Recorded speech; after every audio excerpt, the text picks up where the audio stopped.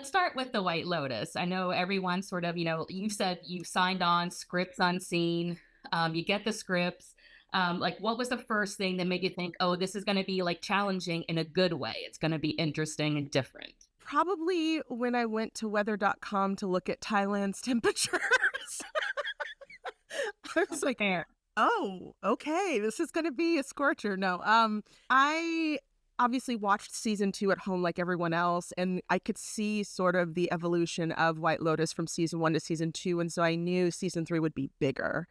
I think the challenge I was concerned about was I wanted to know that the heart that I fell in love with season 1 would still be there season 3. And happy to report, day one, I on set, not even as Belinda, but as Natasha, just visiting everyone. I saw the same DP, I saw the same AD, I saw the same costumer, I saw the same makeup artist. So the DNA was the same. And so that was the biggest relief, because I was like, this thing could get as big as the world wants to perceive it, but its heart is the same. And then when you do get to the part of the script where you see Belinda recognizes Gary slash Greg, what is the first thing that goes through your mind then? Like I'm like, yeah, what is it? Molly, you're in danger, girl. But I binge read the scripts. So I had a slightly different experience from readers or from watchers for several reasons. One, I obviously consumed it first by reading it, but I didn't read one script a week. I read them all at the same time. So it was just punch after punch after punch. And so by the time Belinda sees Greg, and it's like, he knows, she knows, that he knows, she knows, I was just like, I couldn't read fast enough, And in a scene where she's trying to convince, but what is his name now? The hotel manager. But she's trying to convince him that this is like, that she's in danger, and he's just not getting it. Or when you're reading that, are you just like, oh my God, guy, come on. Come on. It's so frustrating. But there also is this moment in the show where he's very much schooling her on the ways of Thai propriety when it comes to getting in guests' business, which I think is vastly different from the Maui White Lotus, where we have sort of the U.S. kind of POV on, like, if shit's going down, we're going to tell somebody. But he's just like, we don't ask these questions. There's this real hands-off approach, and he's kind of screaming with his eyes, like, don't pick at that scab, and so I think that even makes her more afraid. I think one of the great twists of the season is the conversation they have at the house, Zion and Belinda with Greg. And what was sort of the key to making that surprise work? Because I was one of those people, I thought, oh, she's having the crisis of conscience, she's out of there. And then that great switch in the hallway where it's like her plan now. Yeah. Like, about when you're reading that, you're seeing, oh, this is going to be great. And B, how do you prepare it and really make that surprise happen for the viewer? Yeah, what's so interesting, in the script, that was actually one of the moments I pitched to Mike that he took. It was in the script that the meeting was happening with myself, Zion, and Greg. But in the script originally, Zion took control of the reins. He ran the negotiation. Belinda was kind of like dragged along, based on her son's sort of proclivities. And I, in talking to Mike, and we work closely together on Belinda, I was just like, I really want her to have some agency. I want to see her take control of her fate, even if it is not the best decision, but it's the best decision in the moment.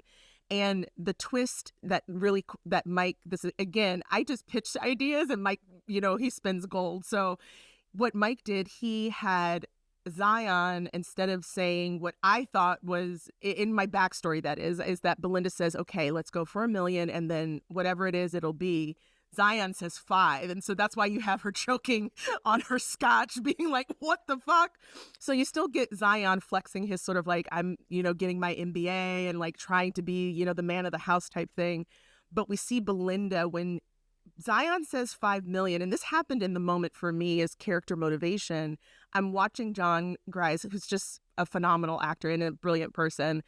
He flinches when Zion says 5, and I kind of realize, oh, I have him against the ropes. And I think in that moment is when Belinda's just like, I'm going to storm out, and we're going to really play this up. And so between myself and Mike and all of the actors in that scene, we were really able to give, Belinda the agency, give, Zion that youthful indiscretion, and also surprise Greg at the same time.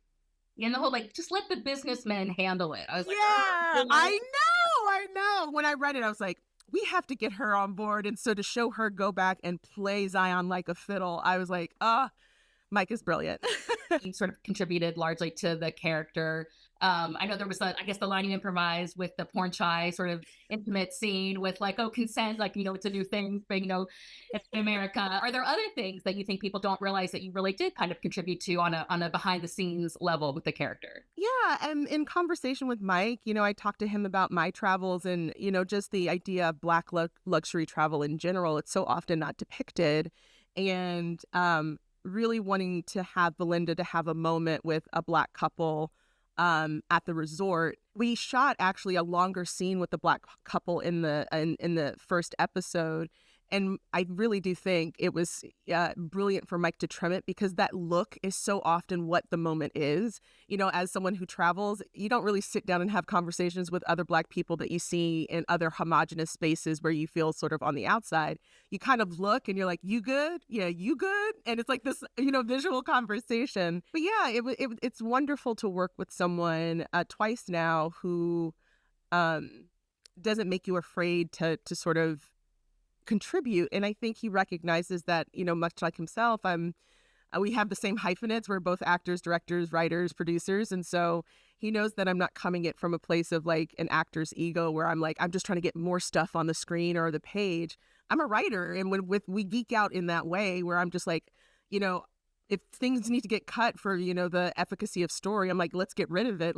And so there's a wonderful dialogue that happens with us. Pornchai, that's sort of a new element to her storyline. What did you sort of love about that, especially that scene where they're deciding essentially to sleep together? I mean, what was sort of the heart of that scene and what you wanted to convey there? Yeah, no, that was also another moment that I helped build out with Mike. I was just, telling him, I was just like, she's for the first time in her life allowing herself to, receive joy and not just be the giver of it. She's constantly giving through her work and her vocation and as a single parent. And so to receive from Pornchai professionally, learning new things and someone who like really sees her and loves what she loves and wants to learn like she wants to learn. There's something really erotic about being seen so fully. And so he obviously had the sex scene already scripted that was completely him. But I was like, Belinda's probably been out of the game for a minute, so it can't be smooth. And so I leaned into my own neuroses of just like, every time is the first time. So she has to figure out like, how does she communicate her needs? This is someone who bites her tongue for a living at work. How does she say she wants him? And it has to be clumsy. And, I cut my teeth in comedy and I love being able to do both in this show. And so it's just a perfect opportunity to have this sort of funny, clumsy moment of her articulating her needs. And then at the end, obviously, she does not go into business with him. And I know, I read where you've already sort of, like some people like love that, they love that, and some people are like, oh, but I feel bad, she took the money, like I'm happy for her, but I'm sad that she kind of morally took the money, and now she kind of did to him what Tanya did to her, even though it was different situation. But what is your response to fans who are like, I root for her, but yet I feel guilty for it? I understand on the surface they look pretty similar in terms of two people choosing themselves over someone else. I think fundamentally, again, I'm very much a Libra in real life. So I'm like, she did the right thing. She did not promise something that she didn't keep, whereas Tanya did. Tanya promised Belinda the world and just snatched it away. And I think the devastation of season one is Tanya ignited this dream in Belinda. And it was just sort of, it seemed cruel, but I do think there's culpability on Belinda's part season one. She completely outsourced her happiness to Tanya. And that's a dangerous thing to do. And I think that in season 3, Belinda never, promised Pornchai anything. She just like, yeah, let's think about it. Let's talk. It was just a kind of like, it wasn't a no, but it certainly wasn't a yes in the way it was season 1. And so when audiences try to make the, apples to apples, I'm like, let's pump the brakes a little bit. Like Tanya was a little bit more, villainous than Belinda in this moment. But I'm so proud of Tanya. To choose yourself is a hard thing to do. I'm in therapy for 20 plus years, and it's still something that it's a practice. You have to remember every day you have agency, you have choice, and it's okay to put your needs first.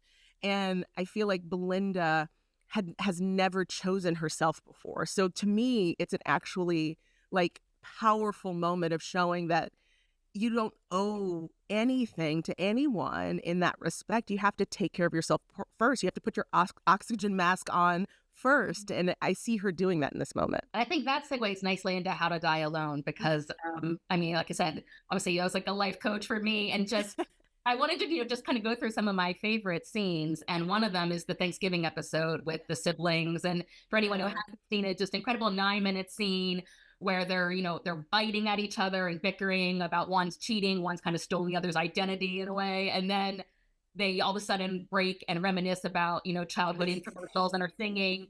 And then they have the kind of heart to heart. I'm getting chills thinking about it. Kind of Yeah, heart same. siblings can, where I mean, there's tears and there's honesty and there's that conversation. What you just mentioned about how change, like you can be changing, but you have to remind yourself every day. And the brothers, are you changed or are you still kind of like stuck? And so, just tell me about filming that scene because it was just so beautiful.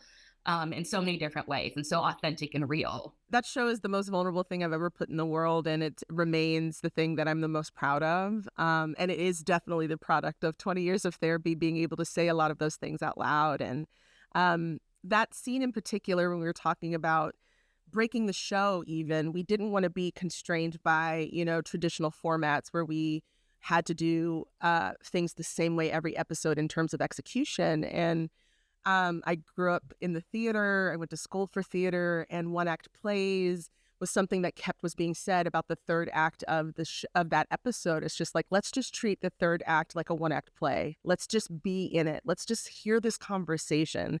Let's see these two people talk and say the things that have gone unsaid their entire lives. And that requires room to breathe. And I'm one of four. I have two sisters and a brother, and so many of our conversations run the gamut where it's just like we're starting off and we're talking intensely about something and then we're cracking up about something else. And then, to be able to ride the wave of a conversation like that on television was just such a gift. And to do that alongside Bashir Salhuddin, who's just talk about an actor's actor. And it felt like iron sharpening iron, like every time we shot that scene.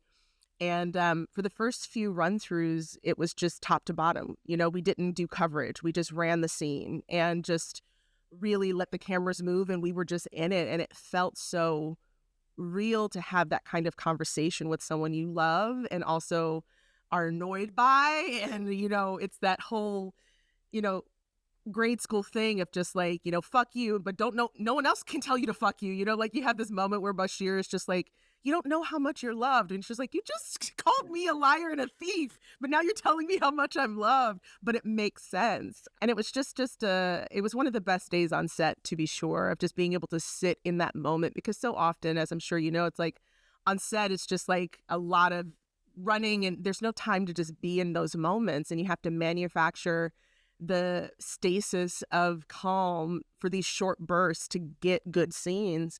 And for this, we were just allowed to just breathe. And then there's sort of, the forethought of, obviously it was there for the finale, the feeling good montage, because we see you kind of sing throughout all the earlier scenes.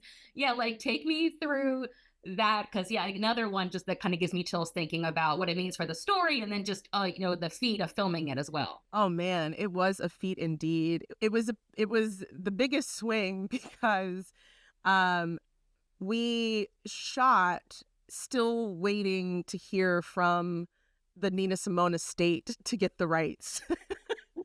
And it was one of those things where, we were like, we're pretty sure it's going to happen because they entertained our ask, which they never do. So they're like, oh, this feels like promising. And we knew we had to shoot every episode. We had to shoot a moment in that episode while we had the setup of the hospital, while we had the setup of the street, while we had the setup of the fireworks. So it was just like we would shoot. The sex scene also. Oh, yeah. Oh, it was crazy. So we shot the sex scene proper, and then it was just like, okay, then the director for that episode 8, where all those moments would come in just to shoot that scene. So it's just like we clear the room, and it was just like singing with the with the soundtrack while I'm getting railed on a charcuterie board, basically. But it was just so much fun to have that moment of fantasy. We don't really get to see that often, especially having a plus size woman like have this massive catharsis of emotion of just like, let me revisit every painful moment that the audience has seen and reclaim it. Because that was very deliberate. So in crafting the episode, when I was writing it, I wanted to choose moments that were her lowest, that now she has this sort of mini windfall of money where she's on the table. That was a low moment. She's on the side of the street when Alex drives away in the cab. These are these inflection points of pain, but now she's looking back at them of just like, it was all leading to this.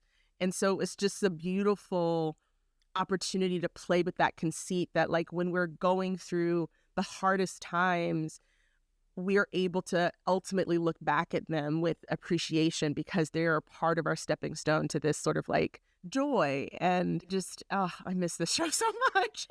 I know. I was like, I mean, obviously I want to talk about it, but I know obviously it must, we know that it didn't get picked up for a second season. Is it something that you're still shopping, or where are we with that? Shopping no longer. We've taken it around and we're listening sort of to the market. But not to say that if someone raises their hand at any point, I wouldn't rally the troops to try to get it up again, just because I think it's an important show. And this is even if I wasn't in it. If I was just, a consumer of it, it feels like something that, had I had something like this to watch when I was younger, it would validate my experiences and make me feel seen and challenge me to, question my choices and not settle. And it was therapy to do the show. And so it's wonderful to hear that you felt that therapeutic effect watching it. And I feel like with the White Lotus, we do kind of get a little bit of closure in a way with Belinda. I mean, definitely open-ended for another with her. We first, don't see her for a few seasons. We feel like she's happy somewhere. She has hers. Yeah. With How to Die Alone, we did end on a big cliffhanger with Mel getting arrested for credit card theft and identity theft.